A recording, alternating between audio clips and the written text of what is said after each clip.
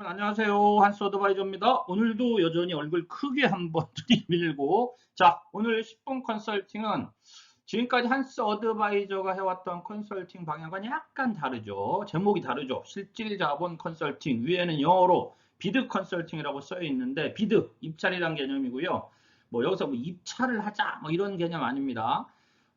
지금 현재 한스 어드바이저 구독자 여러분들 중에 건설업체가 내가 좀 많이 있거나 건설업체를 다니긴 하는데 내가 참 컨설팅 할 게 없어 이런 분들이거나 아니면 내가 법인 영업을 하는데 건설업 혹은 새로운 시장에 대한 어떤 관심을 갖고 좀 찾아보고 싶으신 분들, 저는 이제 그 건설업 관련해 가지고 이제 영업 준비를 좀 하고 있습니다. 그래서 오늘은 우리 구독자 여러분들하고 실질 자본 컨설팅, 건설업 실질 자본 이런 게 뭔가 좀 알아보고 여러분들이 이 컨설팅의 한 그 분야를 좀 넓혀 가셨으면 그쪽에 좀 도움이 되셨으면 하는 생각에 10분 컨설팅 올려보고 오늘 내용 많지 않습니다. 그래서 정말 20분 안에 한번 끝내볼게요. 20분 안에. 자, 시작할게요. 자, 여러분들.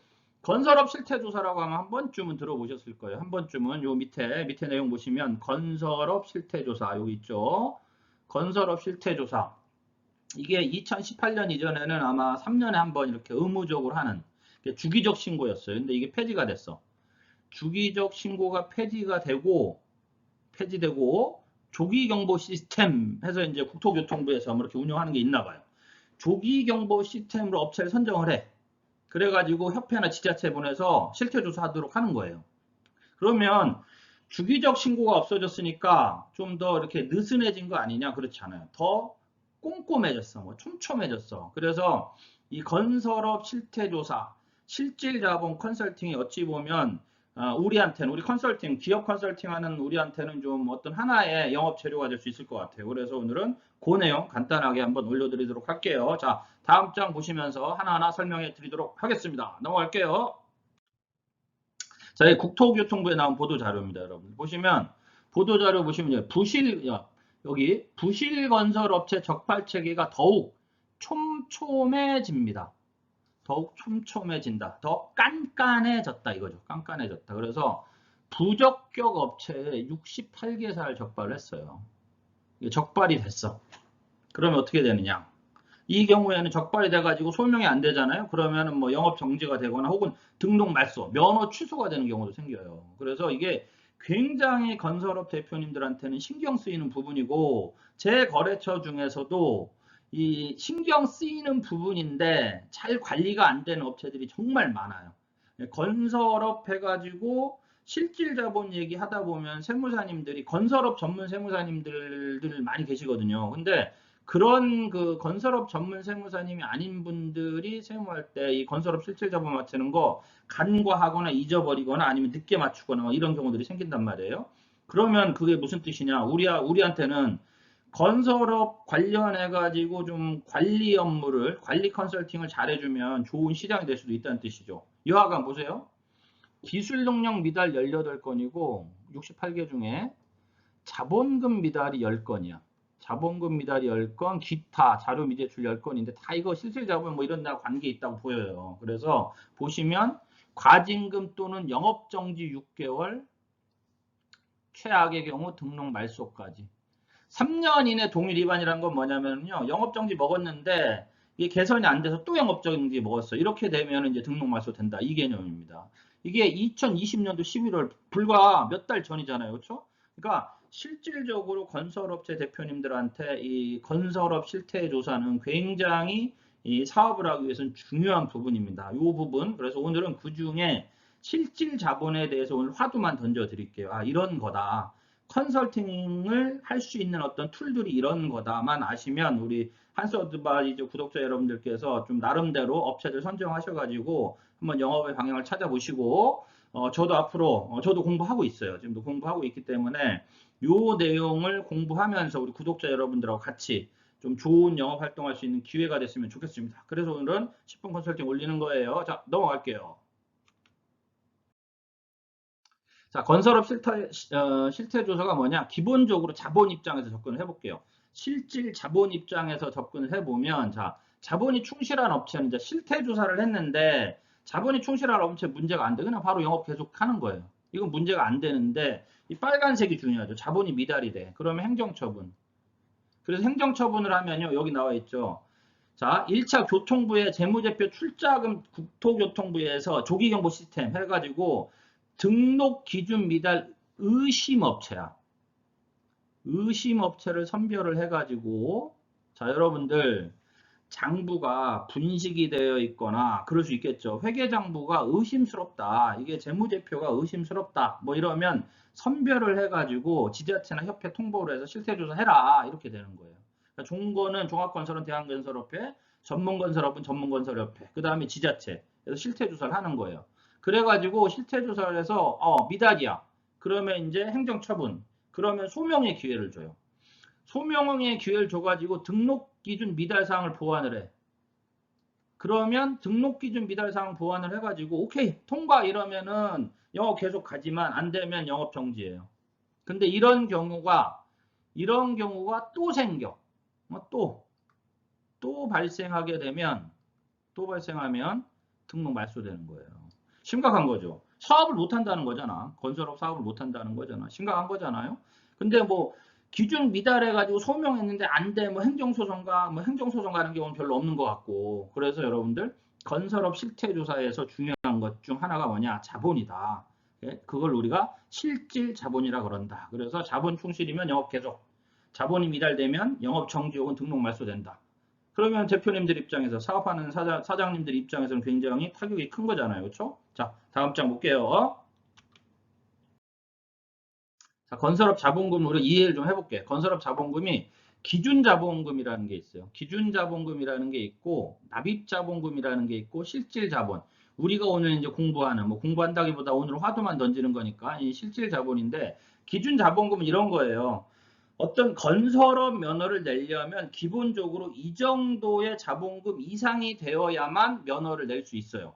그래서 종합건설, 전문건설, 그 다음 건설 업종별로 틀려요. 예를 들면 뭐 토목공사는 뭐 3억 5천, 뭐 건축공사가 3.5억인가 그러고 그 다음에 토목공사는 뭐 5억 이래요. 그 다음에 두 개를 시작할 때는 뭐 한 건설은 뭐 2분의 1, 뭐 이런 여러 가지 규정들이 있어. 전기공사 뭐 1억 5천 이렇게 다 기준 자본금들이 있거든요. 이거는 여러분들 혹시 우리 구독자 여러분들 중에 건설업 컨설팅을 하시는 분들은 아마 아실 수도 있고 한번 보고 싶다 그러면은 뭐 네이버 같은 데 가셔가지고 건설업 실질 뭐 기준 자본금 치면 표가 쭉 나옵니다. 그거는 오늘 제가 뭐 보여드릴 내용은 아니고 한번 쭉 보세요. 그래서 기본적으로 법인과 개인도 다르고 그 정도의 기본 자본금이 기준 자본금이 넘어가야만 이상이 되어야만 뭘 할 수 있냐면 면허를 낼 수 있어요. 그래서 예를 들면 뭐 토목공사로 합시다. 토목공사를 해서 기준 자본금이 5억 원이야. 그러면 회사를 설립할 때 납입자본금은 5억 원 이상을 내야 돼. 그래서 납입자본금은 뭐냐면 면허 취득을 위해서 최초에 납입하는 자본금. 그러면 이건 어디에 쓰여 있는 자본금이냐? 법인 등기부 등본에 기재되어 있는 자본금이야. 그게 얼마 이상? 토목공사 같으면 5억 원 이상, 건축공사면 뭐 3.5억 원 이상, 뭐 이런 기준들이 있어요. 그거를 얘기하는 거고 실질 자본은 뭐냐면 매년 영업을 해가지고 기본적으로 실질 자본이 5억 원은 넘어야 돼. 기준 자본금은 넘어가야 돼요. 그런 관리를 해야 되는데 그럼 아니 자본금 재무제표에 5억 원 돼 있잖아요. 이래버리면 머리 아파. 이익잉여금도 항상 넘을 거 아니에요. 항상 넘을 수 있을 수도 있고 넘지 못하는 데도 많으니까 실질자본 컨설팅이라는 걸 하는 거겠죠. 그래서 납입자본금과 실질자본은 항상 기준자본금 이상이어야 됩니다. 이게 이제 우리가 실질자본 컨설팅을 하는 어떤 하나의 어떤 그 모티브, 동기가 되는 거예요. 하나의 동기가 되어서 여러분들이 건설업 하면 이런 컨설팅을 할 수 있겠구나라는 걸 오늘 아시면 굉장히 성공한 오늘 10분 컨설팅이 되는 겁니다. 자, 다음 장 갈게요. 자, 실질자본 심사 어떻게 하느냐? 기본적으로 자본 총계를 봐. 자본 총계를 딱 보고 부실 자산이 있을 수도 있고. 자, 여러분들 이제 이 구체적인 용어는 나중에 설명드릴게요. 예를 들면 실질 자산에서 건설업체가 있어요. 그러면 실질 자산이라는 것도 있고 뭐 경업 자산이라는 것도 있어요. 그러니까 건설업이 예를 들면 두 가지 업종이 있어. 예를 들면 뭐 전기공사업, 소방공사업이 있어. 그러면 전기공사업에 속하는 자산만 전기공사업 실질 자산인데 어떤 자산은 전기공사업에도 속할 수 있고 뭐 소방공사업에도 속할 수 있어. 혹은 이런 금속 창호물 제조 이런 데가 있어. 예를 들면 여러분들 샤시 있죠. 샤시. 제 거래처 중에 샤시 하는 데가 있는데 여기가 금속 창호물 공사업을 냈어요.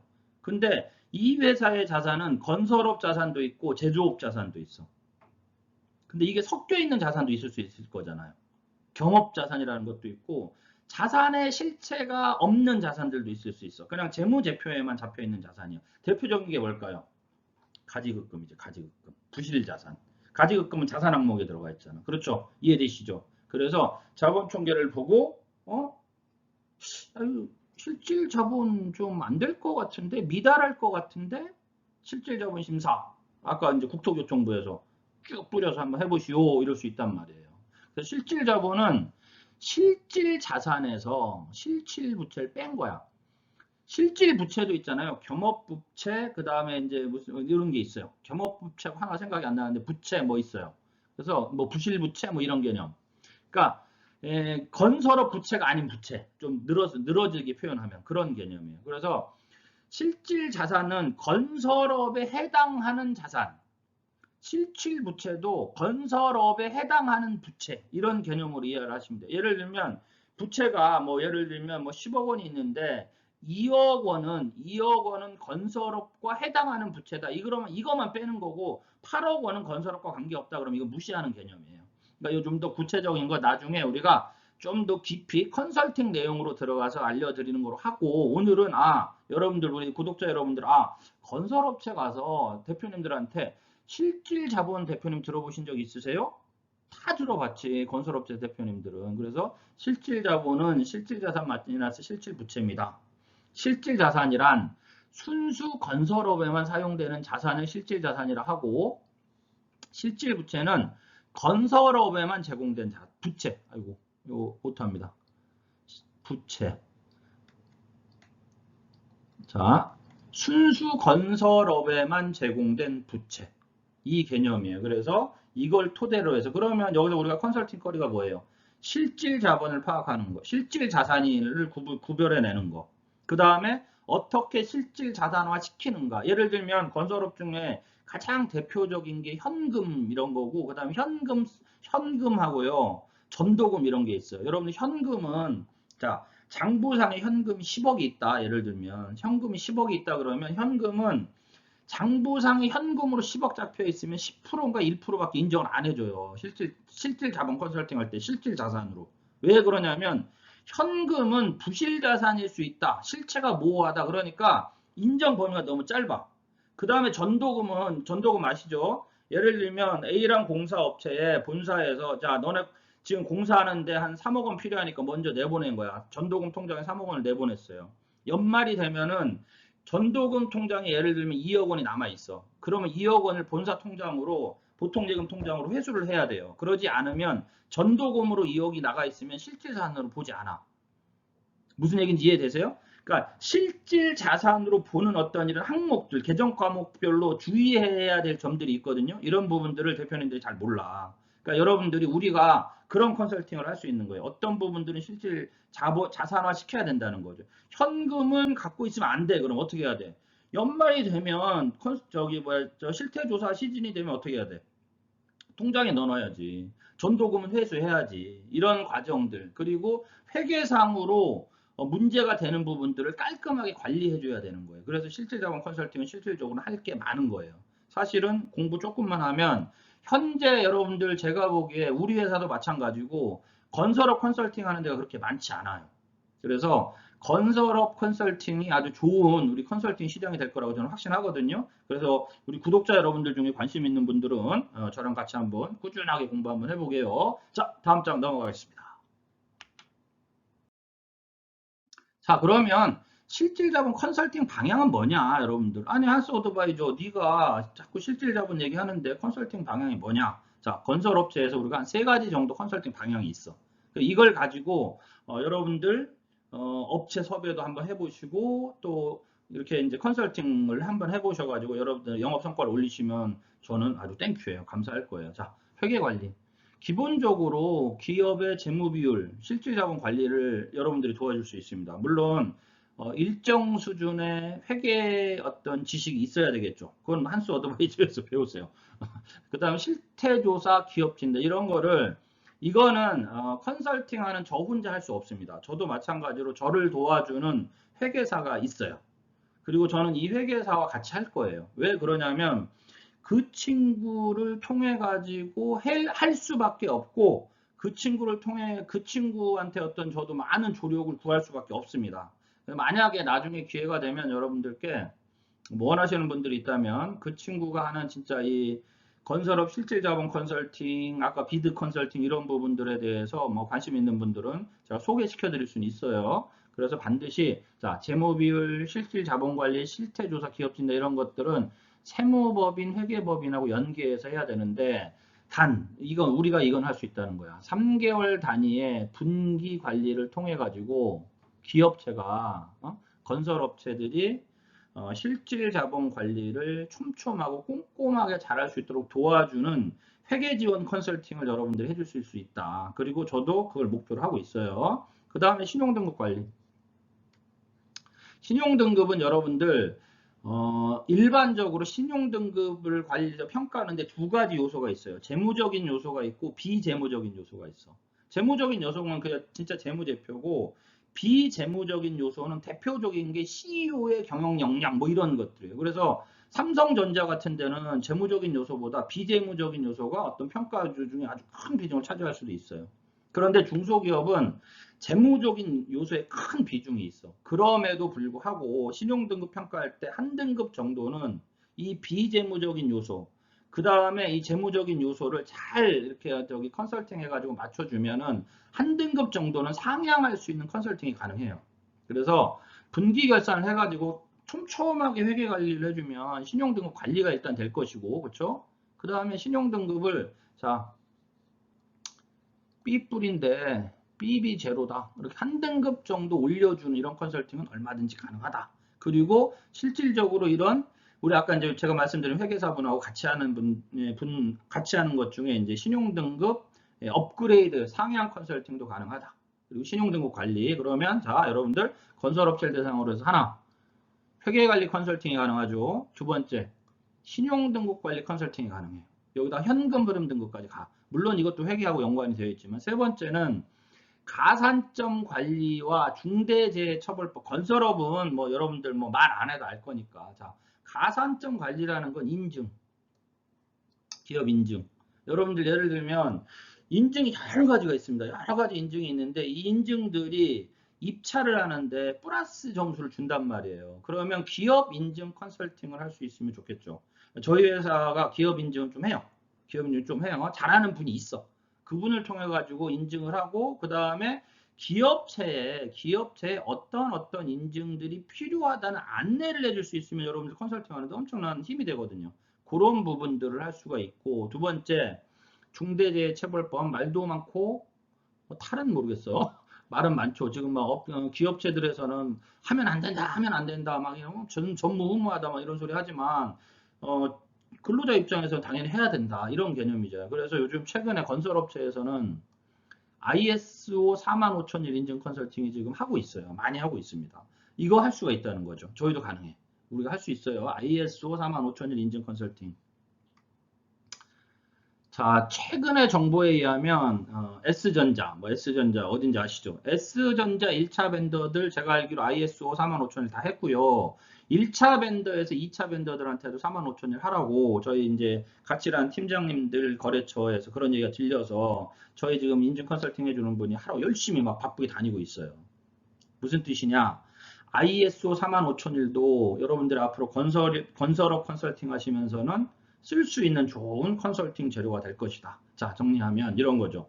건설업 실질자본 컨설팅이라는 걸 토대로 해가지고 기업의 건설업 회계관리를 통해가지고 실질자본, 건설업 실태조사 대비 컨설팅을 할 수가 있죠. 두 번째는 신용등급 현금 흐름관리 컨설팅이 가능하겠죠. 세 번째는 가산점 관리, 중대재해처벌법 등에 대한 인증, 이 컨설팅이 가능하단 말이에요. 그러면 건설업체가 우리나라에 어마어마하게 많아요. 어마어마하게 많아요. 전기공사업, 뭐 소방공사업, 또 이것이 또 주무 관점도 다 다릅니다. 그 다음에 이제 뭐 종합건설업, 그 다음에 그걸 또 세분화시키면 뭐, 진짜 많은 건설업체들이 있잖아요. 그 건설업체들을 대상으로 해서 할 수 있는 컨설팅 재료들, 앞으로 한스 어드바이저에서 같이 공부할 수 있기를 바랍니다. 자, 다음 장. 자, 마지막 장인데, 자, 여러분들. 자, 이런 거예요. 건설업체가 아직도 입찰 운이라 생각합니까? 뭐 계속 전자입찰하면 됩니까? 글쎄, 고민스럽죠. 그래서 이 입찰 관련해 가지고는 나중에 제가 기회 되면 우리 그 비드 컨설팅 관련해 가지고 한번 어떤 이 관심 있는 분들하고 한번 어떤 시간을 만들어서 한번 좀 깊은 얘기를 나눠볼 계획을 가지고 있습니다. 자, 어쨌든 자, 이거예요. 정리할게요. 우리가 건설업 실질자본 컨설팅을 통해 가지고 건설업체의 재무비율 관리, 실질자본금 관리를 도와줄 수 있습니다. 컨설팅을 통해서 도와줄 수 있고 신용등급을 업그레이드 시켜주는, 물론 가장 기본은 재무관리예요. 회계관리를 통해 가지고 어떻게 그 분기별 이렇게 해가지고 이 지속적이고 꾸준한 방문 관리를 통해 가지고 여러분들이 건설업체에 컨설팅 지원을 해줄 수 있어. 대표님들 좋아하시겠죠. 그 다음에 기업체마다 가산점 관리를 해줄 수 있는 인증 컨설팅을 지원을 해줄 수 있고, 마지막으로 중대재해처벌법까지. 이러면 우리 한스 어드바이저 구독자 여러분들이 또 다른 그 업체, 새로운 시장, 뭐 건설업이 새롭다는 게 아니고 새로운 어떤 건설업체의 새로운 컨설팅 소스, 컨설팅 재료를 가지고 활동을 할 수 있다. 이 생각에서 제가 오늘 건설업 실질 자본에 대한 기초적인 내용들만 올렸습니다. 자, 오늘 올린 이유는 간단해요.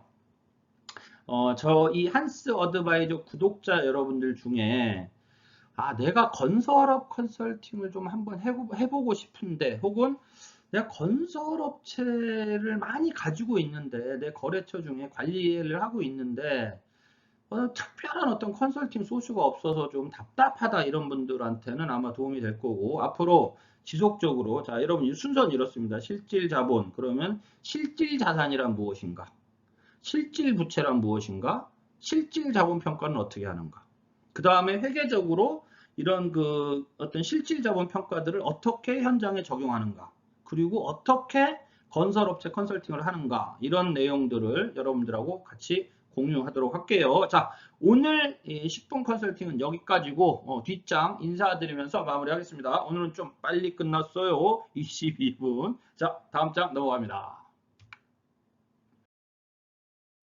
자, 너무 쉬운 회계 컨설팅 커밍 순 열심히 준비하고 있습니다. 제가 24일 날 강의를 하는데 강의 신청을 8분이 다 해주셔서 마감이 됐어요. 마감이 됐고 꾸준하게 강의를 업그레이드 시키고 개발을 해서 우리 사실상 유튜브로 얘기 못하는 강의들이 많이 있습니다. 이건 아마 이해해 주시고, 그래서 우리 구독자 여러분들을 오프라인에서 많이 만날 수 있기를 희망을 합니다. 자, 너무 쉬운 회계 컨설팅 이제 얼마 남지 않았고요. 자, 여러분들 좋아요, 구독 엄청 좋아하지만 그것보다 더 중요하다고 저희 한스 어드바이저가 얘기하는 거 있죠. 자, 주변에 계신 우리 컨설턴트 여러분들한테 이렇게 좀 공유 좀 해주세요. 퍼주기? 퍼주기. 자, 여러분들 남은 일요일 잘 보내시고요. 7월 날이 무더워졌습니다. 코로나가 또 뭐 4단계까지 가는데 여러분들 건강관리 잘 하시고, 저는 다음 동영상에서 뵙도록 하겠습니다. 자, 오늘 수고하셨습니다.